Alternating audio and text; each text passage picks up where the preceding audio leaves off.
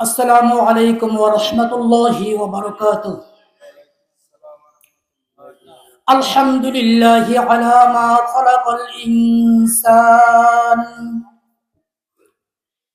وأنطق له اللسان بكلمات مختلفة من لغات مختلفة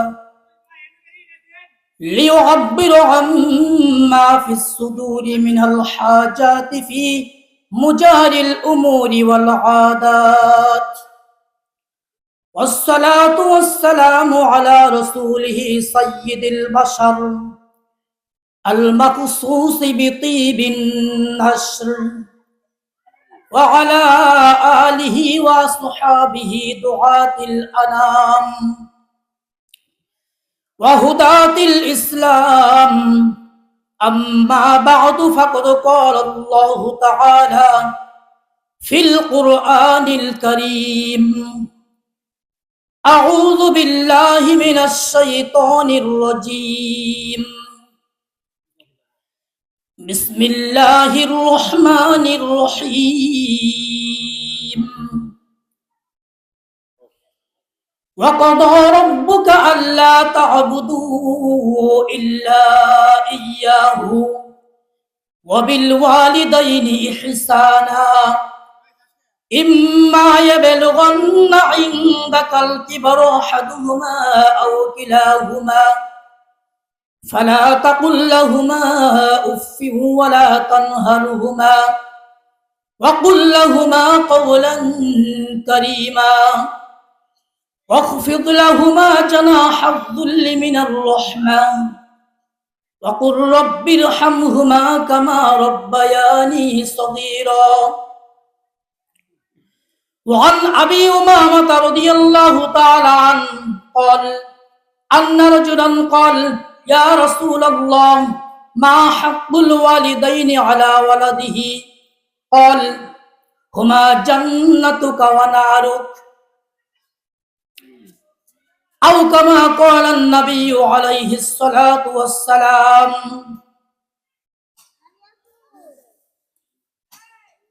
চরহাটবাড়ি উত্তরপাড়া দুবাদহ ওয়াক্তিয়া মসজিদের উন্নতিকল্পে পঞ্চম বার্ষিক ইসলামী মহাসম্মেলনের সম্মানিত সভাপতি সাহেব এবং বিজ্ঞ পরিচালক, দূরদূরান্ত থেকে আগত মুরব্বিয়ানে কেরাম, আমার প্রাণপ্রিয় যুব সমাজ, পর্দার আড়ালে মা ও বোনেরা, সকলকে আবারও জানাচ্ছি সশ্রদ্ধ সালাম। আসসালামু আলাইকুম ওয়া রাহমাতুল্লাহি ওয়া বারাকাতুহু। আমি আপনাদের সম্মুখে সূরা বানী ইসরাঈল 15 নম্বর পারা 23 নম্বর আয়াত এবং 24 নম্বর আয়াত পাঠ করেছি। হুজুর আকরাম সাল্লাল্লাহু আলাইহি ওয়াসাল্লামের অসংখ্য হাদিসে মুবারাকা থেকে একটি মাত্র হাদিস আপনাদের সম্মুখে উপস্থাপন করেছি। এই পরিপ্রেক্ষিতে কিছু আলোকপাত করে আপনাদের কাঙ্ক্ষিত আলোচনা, যেটা মহিলাদের সম্পর্কে, সেদিকে চলে যাব। আজকের বিষয় হলো সন্তানের প্রতি পিতামাতার হক 14টা, জীবিত অবস্থায় 7টি, মৃত্যুবরণ করার পরে 7টি। এদিকে আলোকপাত করব। আল্লাহ যদি তৌফিক প্রদান করেন, ওয়া মা তৌফিকি ইল্লা বিল্লাহ, আলাইহি তাওয়াক্কালতু ওয়া ইলাইহি উনীব। সর্বপ্রথম আমি আয়াতের অর্থের দিকে চলে যাচ্ছি। আল্লাহ রাব্বুল আলামিন বলেন: ওয়া কাদা রাব্বুকা আল্লা তা'বুদু ইল্লা ইয়্যা, তোমার প্রভুর আদেশ, আল্লাহকে ব্যতীত অন্য কারো ইবাদত করো না। ওয়াবিল ওয়ালিদাইনি ইহসানা, পিতামাতার সাথে সদ্য ব্যবহার করো। ইম্মা ইয়াবলুগান্না ইনদাকাল কিবারা আহাদুহুমা আও কিলাহুমা, তোমার জীবদ্দশাতে পিতামাতা থেকে একজন কিংবা উভয়ে যদি বার্ধক্যে উপনীত হয়, ফালা তাকুল লাহুমা উফ, তাদের কোনো আচরণের কারণে উফ শব্দটিও প্রয়োগ করিও না। ওয়ালা তানহারহুমা, তাদেরকে ধমক দিবে না। ওয়াকুল লাহুমা কওলান কারীমা, তাদেরকে বলো শিষ্টাচারপূর্ণ কথা। ওয়াকফিদ লাহুমা জানাহায যুল্লি মিনার রাহমা, তাদের সাথে তাদের সামনে ভালোবাসার সহিত নম্রভাবে মাথা নত করো। ওয়াকুর রব্বিরহামহুমা কামা রব্বায়ানি সগীরা, এবং তুমি বলো হে আল্লাহ, হে প্রভু, তাদের প্রতি তুমি রহমত করো যেভাবে তারা আমাকে শৈশবকালে লালন পালন করেছে।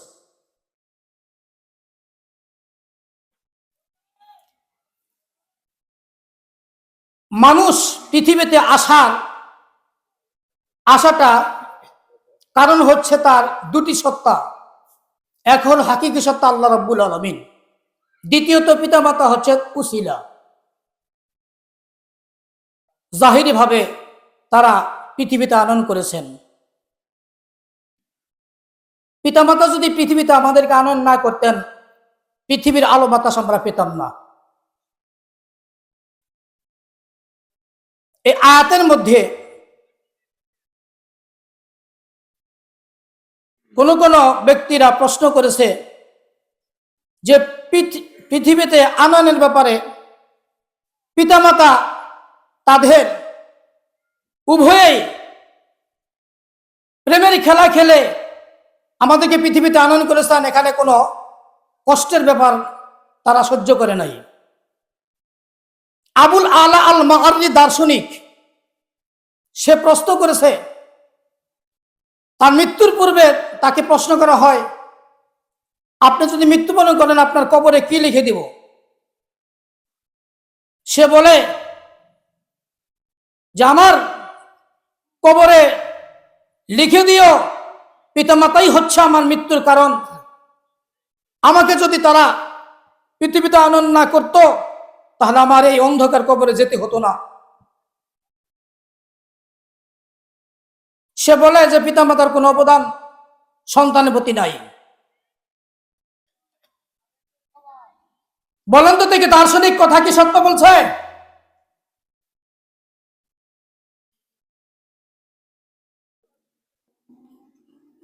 যদি একটু সময়ের জন্য মেনে নেওয়া হয় যে পিতামাতা আনন্দের সহিত প্রেমে মজিয়া আমাদেরকে জন্মদান করেছে, কষ্টসাধ্য ব্যাপার নয়, আমি বলবো যদি এটা মেনে নেওয়া যায়, কিন্তু কিছুক্ষণের জন্য, কিন্তু 0 থেকে 15 বছর বয়স পর্যন্ত মানুষকে তোমাকে করলো।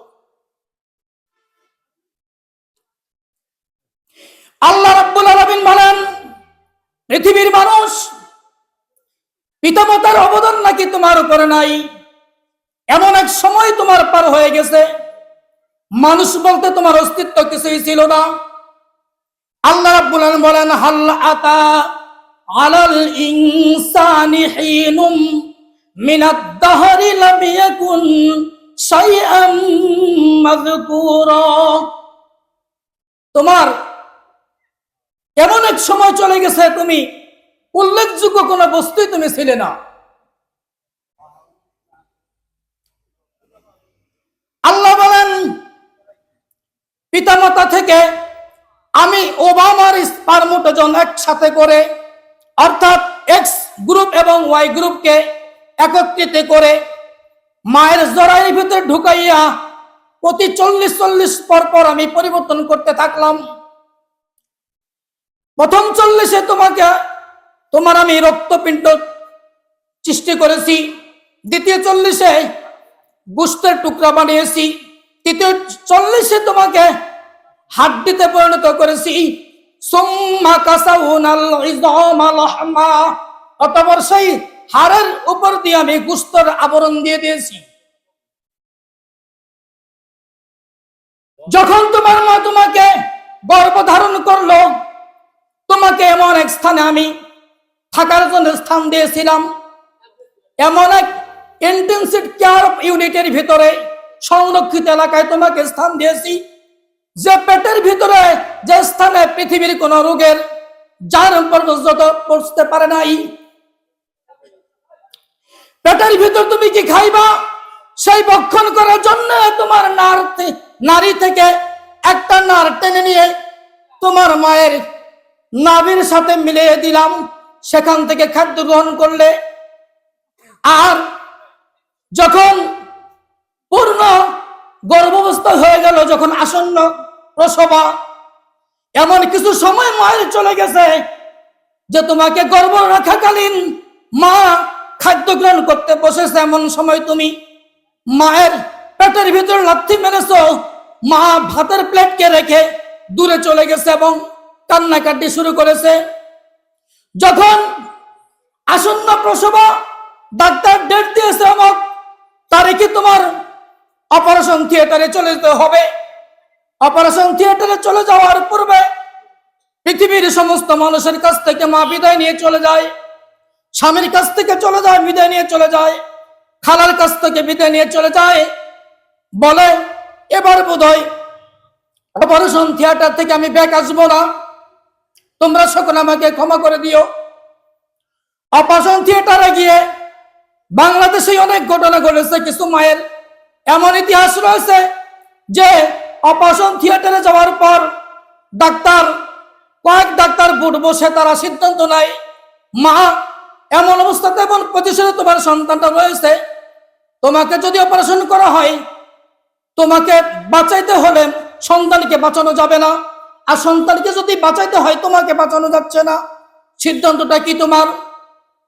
মা বলে ফেলেছে, ডাক্তার আমাকে অপারেশন করার পর 3-4 বার অপারেশন করার পরে যদি আমার মৃত্যুর মুখে পতিত হতে হয়, আমি মৃত্যু বরণ করতে প্রস্তুত, কিন্তু আমার সন্তান পৃথিবীতে আসুক, এটা চাই।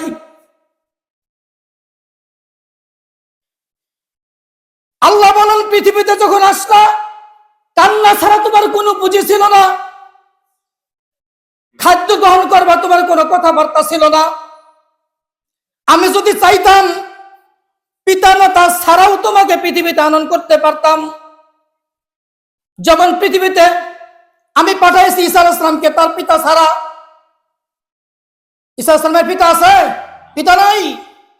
পিতা ছাড়া আল্লাহ রাব্বুল আলামিন ঈসাকে পৃথিবীতে আনয়ন করেছেন। কবি বলেন, বেপে দর ফর জিন্দে পয়দা ও কোনাদি ইফলেরা দর মাহদে গুয়ায়ু কোনাদি। আমি পিতাহীন সন্তান পৃথিবীতে আমি সৃষ্টি করতে পারি। ইফলেরা দর মাহদে গুয়া ও কোনাদি, কোলার শিশুকে আমি কথাবার্তা বলার শক্তি প্রদান করতে পারি। আল্লাহ বলেন, ওয়ায়ুকাল্লিমুন নাসা ফিল মাহদি কাহালাহু মিনাস সালিহিন। যে আমি ঈসাকে তার কুলের বয়সে কথাবার্তার শক্তি দিয়েছিলাম, পূর্ণ বয়সের পরে আমি কথাবার্তা শক্তি প্রদান করেছি। আল্লাহ বলেন, পৃথিবীতে আসার পর তুমি কি খাইবা, সেজন্য তোমার মায়ের স্তনের ভিতরে তোমার খাদ্যের ব্যবস্থা করেছি।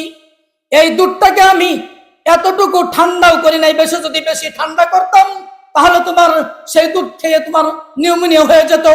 যদি বেশি গরম করতাম, সেই গরম দুধ পান করে তোমার জিহ্বা পুড়ে যেত, তুমি খেতে পারতে না। সেজন্য তোমার এবং তোমার মায়ের দুটি স্তনের ভিতরে যদি দুটি ছিদ্র দিতাম, তাহলে টিউবওয়েলের মতো পানি দুধ আসতে থাকতো, তুমি পান করতে পারত না, তুমি গিলতে পারতে না, থেকে যেত। সেজন্য তোমার মায়ের দুটি স্তনের ভিতরে কুদরতি ভাবে আমি 32টা ছিদ্র প্রদান করেছি। কান্না ছাড়া তোমার কোনো পুঁজি ছিল না। যখন তুমি কান্না করতে, কান্নার ভাষাকে বোঝানোর জন্য তোমার কলিজা থেকে একটি লাইন, একটি তার টেনে মায়ের কলিজার ভিতরে আমি অ্যাডজাস্ট করে দিয়েছি। তুমি কান্না করলে কি বুঝাইতে চাও, তোমার মনের ভাব মা বুঝে। যখন সে দুধ পান করতে চাইতেছে, মায়ের স্তন থেকে তুমি 1 মণ 2 মণ দাও, 2 মণ নয়, তুমি 30 থেকে 36 মণ দুধ পান করছো। কত মণ? 36 মণ দুধ পান করেছো। আর পৃথিবীতে এসে সেই পিতামাতার অবদান নাই তুমি অস্বীকার করতেছো। পৃথিবীতে সবচাইতে যদি আপনাকে কেউ ভালোবেসে থাকে, নিঃস্বার্থ ভাবে আপনার পিতামাতা আপনাকে ভালোবাসছে। আপনাকে স্কুল কলেজে পড়ানোর সময় পিতামাতার এমন কোন নিয়োগ ছিল না যে আমি এই ছেলের দ্বারাতে 50,000 টাকা প্রতি মাসে ইনকাম করে খাবো। এই চিন্তা ভাবনা কোনো পিতামাতার থাকে না। পিতামাতার চিন্তা থাকে আমার ছেলে মানুষ হোক, সুখে থাকুক, তার সুখটাই আমার সুখ। কথা বলেন ঠিক কিনা?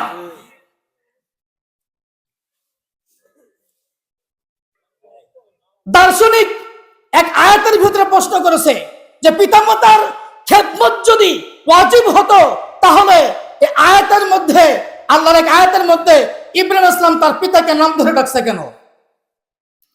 আল্লাহ বলেন ওয়া ইয ক্বালা ইব্রাহিমু লিআবিহি আযার আতাত্তাখিযু আসনামান আলিহা ইন্নী আরাকা ওয়া কওমাকা ফি দালালিম মুবিন। ওয়া ইয ক্বালা ইব্রাহিমু লিআবিহি আযার, যখন বললেন ইব্রাহিম ইসলাম তার পিতাকে, হে আযর, আতাত্তাখিযু আসনামান আলিহা, আপনি কি এই পাথরগুলোকে মাহবুদ হিসেবে গ্রহণ করতেছেন? ইন্নী আরাকা ওয়া কওমাকা ফি দালালিম মুবিন, আমি তো দেখতেছি আপনাকে, তোমাকে এবং তোমার কওমকে প্রকাশ্য ভ্রষ্টতার মাঝে। তাহলে দার্শনিক এখান থেকে প্রশ্ন নিল, যদি পিতামাতার খেদমত যদি ওয়াজিব হতো তাহলে ইব্রাহিম ইসলাম তার পিতাকে নাম ধরে ডাকলেন কেন, আযর বলে ডাকলেন কেন? এই আয়াতের ব্যাখ্যায় হাদিসে আসছে লা তাআতা লি মাখলুকিন ফি মাসিয়াতিল খালিক, তুমি পিতামাতার এমন কোন কথা মান্য করবে না যে কথা মানলে আল্লাহ রাব্বুল আলামিন অসন্তুষ্ট হয়ে যায়, সে কথা মানা যাবে না।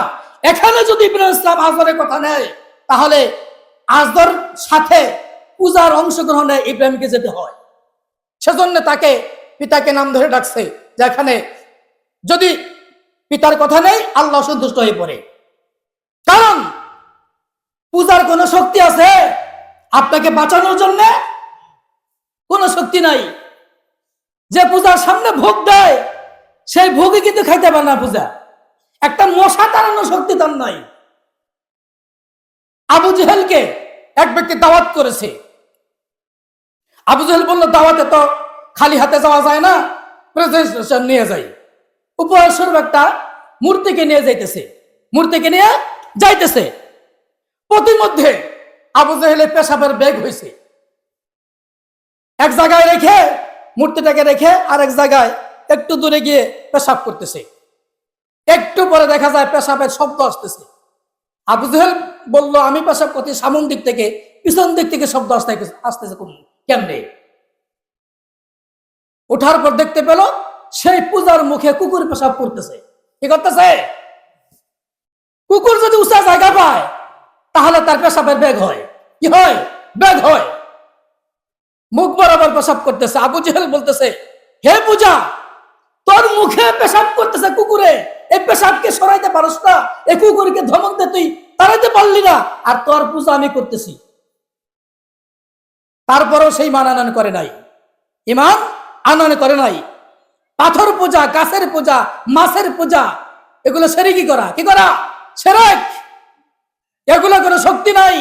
আল্লাহ বলেন, ফামাই ইয়াকফুরু বিত-তাগুতি ওয়া ইউমিন বিল্লাহি ফাকাদ ইসতামসাকা বিল উরওয়াতিল উসতা লা ইনফিসামা লাহা ওয়াল্লাহু সামিউন আলীম।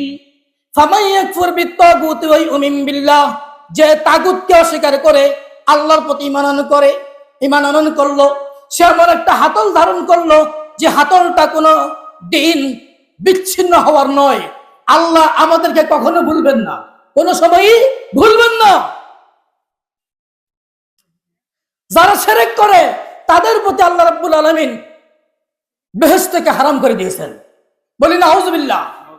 আল্লাহ বলেন, ইন্নাহু মান ইউশরিক বিল্লাহি ফাকাদ হারামাল্লাহু আলাইহিল জান্নাহ ওয়া মাওয়াহুন নার ওয়া মা লিয-যালিমিনা মিন আনসার।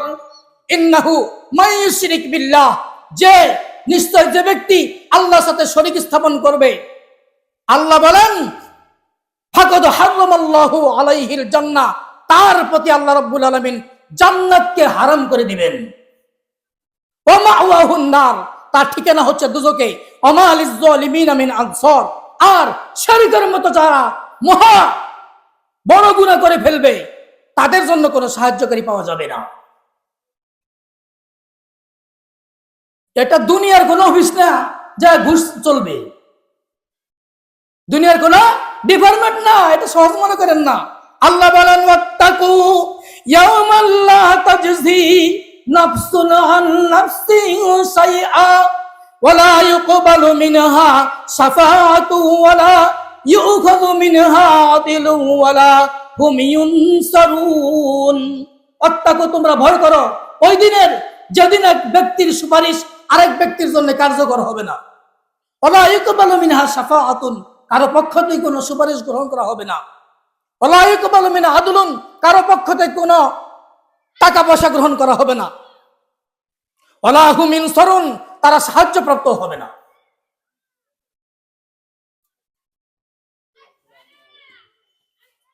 পিতা মাতার খেদমত করলে কি হয়, খেদমত না করলে কি হয়, দুই তিনটি ঘটনা বলেই আমি আপনাদের ওই মহিলাদের ওয়াজের দিকে টাচ করব। শুনতে কি রাজি আছেন নাকি? আমার কথা কি আপনাকে বুঝতেছেন স্পষ্ট?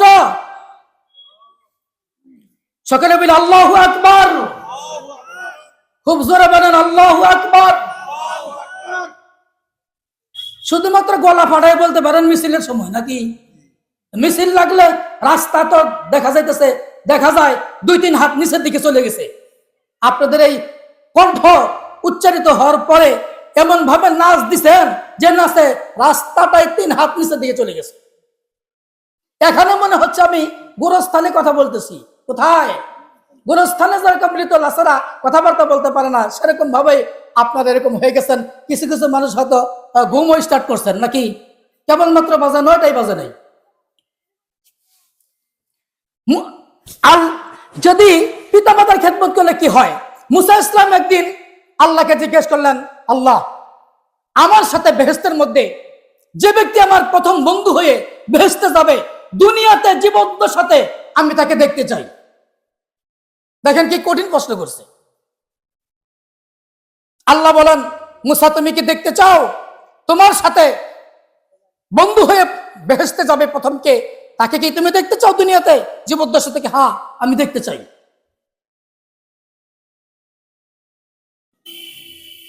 আল্লাহ রাব্বুল আলামিন বলেন, হে মুসা, তুমি কিছু দূর একটি বাজারের দিকে যাও, সেই বাজারে গিয়ে এমন এক ব্যক্তিকে দেখতে পাবে যে ব্যক্তির কার্যকলাপের মাধ্যমে তুমি বুঝতে পারবা এই ব্যক্তি কাল কিয়ামতের মাঠে প্রথমে তোমার বন্ধু হয়ে বেহেশতে চলে যাবে।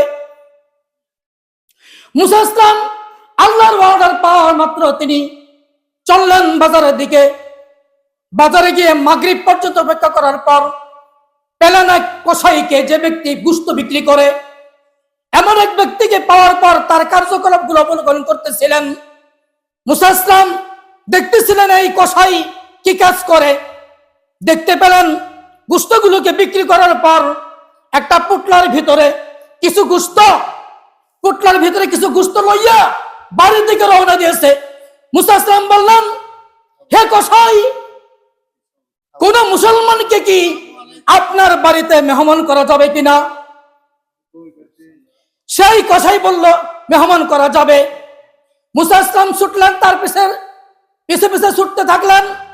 বাড়িতে গিয়ে দেখলেন সেই কসাই গোশতকে প্রথমে রান্না করার পর সেই গোশত থেকে কিছু টুকরা গোশত এবং কিছু সুরা হাতে নিয়ে তার মাকে একটি প্যাকেট থেকে বের করে প্রথমে তার মায়ের মুখে কিছু গোশতের টুকরা এবং সুরা তার মায়ের মুখে তুলে দিলেন।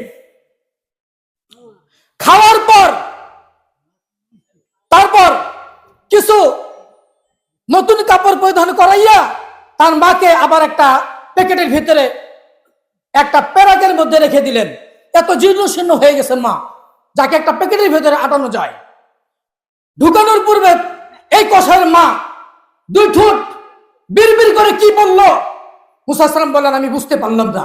আমি জিজ্ঞাসা করলাম কসাইকে, হে কসাই, তোমার মা কে খাওয়ানোর পরে প্যাকেট করার আগে দুই ঠোঁট নড়াচড়া করে তোমার মা কি ভাষা বলল, কি দোয়া করলো? আমি তো বুঝতে পারলাম না।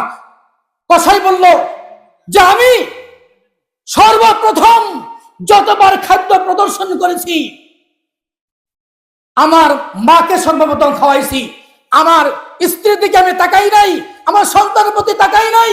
আমি সর্বপ্রথম আমি যখনই বাড়িতে আসছি খাদ্য ব্যবস্থাটা মায়ের জন্য প্রথম করেছি। কিন্তু যতবারই খাওয়াইছি মা আমার খাদ্য গ্রহণ করার পরে একটি কথাই বলেছে, বাবা তোমাকে যেন কাল কিয়ামতের মাঠে আল্লাহ রাব্বুল আলামিন মুসার সাথে বেহেশতবাসী করে। মুসা আসলাম হাতে মিলাইয়া কসাইয়ের সাথে বললো, হে কসাই, তুমি তো গোল্ডেন চান্স পেয়ে গেলা। আমি হলাম মুসা, আর আমি নবী মুসা হাতে হাত ধরে কাল কিয়ামতের মাঠে তুমি কসাই বেহেশতে চলে যাবা। দেখেন মার খেদমত করলে বেহেশত পাওয়া যায়। কবি বলেন, খেদমতে মা দর পে দর কোন সুবহ শাম, তাকে বাসি দর্দ আলম নে কে নাম। খেদমতে মা দর পে দর কোন ইখতিয়ার, তাকে সুবি মাল দৌলত বখতিয়ার। যে মায়ের খেদমত করে একটা কসাই যদি বেহেশত লাভ করতে পারে, সেই মা বাবা যদি আমাদের জীবন্ত সাথে থাকে, তাদের খেদমত করে আমরা কেন বেহেশত অর্জন করতে পারবো না? অবশ্যই পারবো। আব্দুল ইবনে আব্বাস রাদিয়াল্লাহু তাআলা বলেন, হুজুর আকরাম সাল্লাল্লাহু আলাইহি ওয়াসাল্লাম বলেছেন, যদি কোনো নেক সন্তান পৃথিবীর বুকে তার পিতামাতার দিকে একবার তাকায়, তাহলে ফ্রি মাইন্ডে আল্লাহর পক্ষ থেকে সাথে সাথে একটা কবুল হজের সওয়াব তার আমলনামায় লিপিবদ্ধ হয়ে যায়। সাহাবারা জিজ্ঞাসা করলেন, হুজুর আমার পিতামাতার দিকে যদি আমি সময় নিয়া রহমতের দৃষ্টিতে যদি প্রতিদিন 100 বার করে তাকাই, তাহলে কি অবস্থা হবে? হুজুর আকরাম সাল্লাল্লাহু আলাইহি ওয়াসাল্লাম হাদিসের শেষাংশে বলেন, আল্লাহু আকবার আল্লাহু আতিয়াবু। কোন সন্তান যদি পৃথিবীর বুকে রহমতের দৃষ্টিতে যদি তার মায়ের দিকে 100 বারও তাকায়, 100 কবুল হজের সওয়াব আল্লাহর পক্ষ থেকে পেয়ে যাবে। দেখেন একটা হজ যদি আমরা মক্কা মদিনায় গিয়ে করে আসি 5-6 লক্ষ টাকা লাগে, কিন্তু কবুল হলো কি কবুল হলো না তার কোনো গ্যারান্টি নেই। কিন্তু মায়ের দিকে তাকাবেন রহমতের দৃষ্টিতে, কিছু পাওয়ার জন্য নয়, তাহলে সাথে সাথে আল্লাহর পক্ষ থেকে কবুল হজের সওয়াব হয়ে যায়।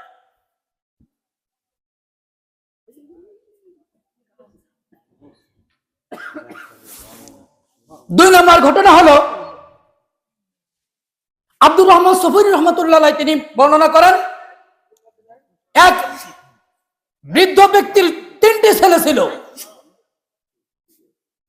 3টি ছেলে থেকে বাবার দায়িত্ব গ্রহণ করার জন্য ছোট ছেলেকে বলল তার 2 ভাই যে আমরা বাবার যে অংশটা পাবো ওয়ারিশ সূত্রে, সেই অংশগুলো তোমাকে দিয়ে দেব, 2 ভাই তুমি বাবার খেদমত করতে থাকো। ছোট ভাই বললেন, তোমাদের অংশ লাগবে না, আমি আমার বাবার খেদমত রিমাইন্ডে করে দিব, তোমাদের অংশ আমি চাই না। খেদমত করতে থাকলেন। প্রতিমধ্যে বাবার ইন্তেকাল হয়ে গেল। ইন্তেকালের পরদিন থেকে গায়েবী আওয়াজ আসতে থাকে, হে বৎস, তুমি অমুক জায়গায় তুমি দেখে আসো, তোমার জন্য 1000 টাকা পড়ে আছে। এই সন্তান বলে, 1000 বুঝি না, 1 লক্ষ বুঝি না, টাকার মধ্যে বরকত আছে কিনা? যদি বরকত না থাকে আমার টাকার কোনো প্রয়োজন নাই। গায়েবী আওয়াজে বলল, ওই টাকার মধ্যে কোনো বরকত নাই। বললো যে আমার 1000 টাকার কোনো প্রয়োজন নাই। দ্বিতীয় রাত্রে আবার একই আওয়াজ আসতে থাকে, অমুক জায়গায় 500 টাকা পড়ে আছে। ছেলেটা বলল, ওই টাকার মধ্যে কি বরকত আছে? না, বরকত নাই, আমার টাকার দরকার নাই। তৃতীয় দিন আবার আসতে থাকে, অমুক জায়গায় একটা টাকা পড়ে আছে, একটা টাকা পড়ে আছে। বললো যে সেই টাকার মধ্যে কি বরকত আছে? হ্যাঁ, বরকত আছে। তাহলে আমি নিয়ে আসি। 1 টাকা নিয়ে এসে বাজার থেকে মাছ ক্রয় করছি। সেই বড় মাছটা বাড়িতে নিয়ে কোটার পর দেখতে পেল তার সেই পেট থেকে, মাছের পেট থেকে 2টা হীরার টুকরা বের হয়েছে, যা বাজার মূল্য হলো মুদ্রা। দেখেন, সেজন্যই কবি বলছে, খ্যাতমতে মা দরপে দর কোনে এখতিয়ার, তাকে সুবি মাল দৌলত বখতিয়ার। যে তুমি পিতামাতার খেদমতকে তুমি মেনে নাও, দুনিয়াতেও তুমি নাম সফলতা লাভ করতে পারবে, আখিরাতেও সফলতা লাভ করতে পারবে। পক্ষান্তরে পিতামাতার খেদমত যদি না করি, তাহলে কেমন অবস্থা হতে পারে দেখেন। একটা ঘটনা বলতেছি। সেই ঘটনাটা হলো, হুজুর আকরাম সাল্লাল্লাহু আলাইহি ওয়াসাল্লামের জমানায় আলকামা নামক এক ব্যক্তি ছিল। মৃত্যুর পূর্বক্ষণে তার কালেমা নসিব হচ্ছে না। আলকামার বিবি এসে হুজুর আকরাম সাল্লাল্লাহু আলাইহি ওয়াসাল্লামকে মেসেজ দিল যে আমার স্বামী মৃত্যুর কাছাকাছি গিয়ে পৌঁছেছে, কিন্তু কালেমা নসিব হচ্ছে না, কালেমা বের হচ্ছে না।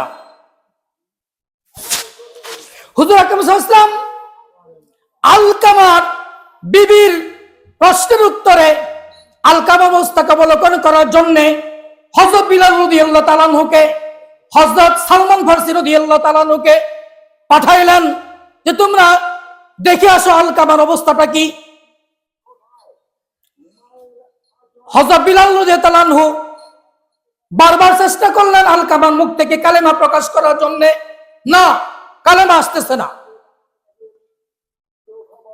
বিলাল রাদিয়াল্লাহু তাআলা আনহু ফেরত আসলেন, এসে হুজুর আকরাম সাল্লাল্লাহু আলাইহি ওয়াসাল্লামকে বললেন, হুজুর, আলকামার মুখ থেকে কালেমা বের করতে পারলাম না। পরে বলল যে আলকামার কি মা জীবিত আছে নাকি? বিলাল রাদিয়াল্লাহু তাআলা আনহু বলেন, আলকামার মা জীবিত আছে। হুজুর সাল্লাল্লাহু আলাইহি ওয়াসাল্লাম বলেন, আলকামার মা কি আমার নিকট আসতে পারবে নাকি আমার যেতে হবে? তখন আলকামার মাকে বলল গিয়ে বিলাল রাদিয়াল্লাহু তাআলা আনহু যে আপনি কি হুজুর সাল্লাল্লাহু আলাইহি ওয়াসাল্লামের দরবারে যেতে পারবেন নাকি হুজুর সাল্লাল্লাহু আলাইহি ওয়াসাল্লাম আপনার কাছে আসবে? আলকামার মা বললেন, আমি যাব। হুজুর আকরাম সাল্লাল্লাহু আলাইহি ওয়াসাল্লামের সাথে দেখা করলেন। হুজুর আকরাম জিজ্ঞেস করলেন, আলকামার মা, আলকামার মুখ থেকে কালেমা প্রকাশ পাচ্ছে না, এর কারণটা কি? আলকামা কেমন ব্যক্তি ছিল? আলকামার মা বলতেছে, আমার ছেলে নামাজের মধ্যে 1 নাম্বার, রোজার মধ্যে 1 নাম্বার, হজের মধ্যে 1 নাম্বার, যাকাতের মধ্যে 1 নাম্বার ছিল, আমলে কোনো ত্রুটি ছিল না। কিন্তু এক জায়গায় কিছু ত্রুটি ছিল, কিছু কিছু স্থানে আমার উপর দিয়ে তার বিবির কথাকে প্রাধান্য দিত, আমার উপর দিয়ে তার বিবির কথাকে প্রাধান্য দিত, সেজন্য আলকামার প্রতি আমি রাগ। হুজুর আকরাম সাল্লাল্লাহু আলাইহি ওয়াসাল্লাম বিলালকে বললেন, কিছু খড়ি আনো, খড়ি যোগান দিয়ে আগুন ধরে দাও, এই আগুনের ভিতরে আলকামাকে পুড়ে ছাই করে দেওয়া হবে আজকে।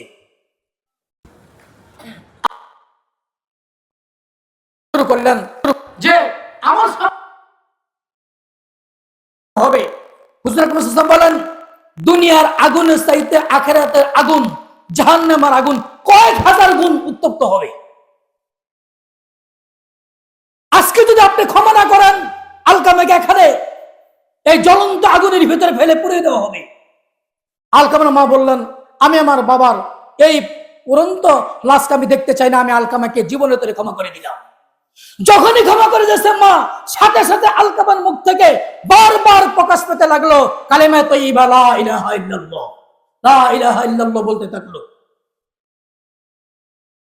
কোন ব্যক্তির শেষ কথা যদি কালেমা তাইয়্যিবা হয়, মান আখিরু কালামিহি লা ইলাহা ইল্লাল্লাহ দাখালাল জান্নাহ, হাদিসে ভিতরে আসছে, কোন ব্যক্তির শেষ কথা যদি কালেমা তাইয়্যিবা লা ইলাহা ইল্লাল্লাহ হয়, তাহলে সে জান্নাতে প্রবেশ করবে। দেখেন, পিতামাতার সাথে খারাপ আচরণের দরুন কালেমা প্রকাশ পায় না, এরকম বিপদের সম্মুখীন হতে হয়। তাহলে আমাদের যাদের পিতামাতা পৃথিবীতে আছে তাদের কি খেদমত আমরা করতে চাই?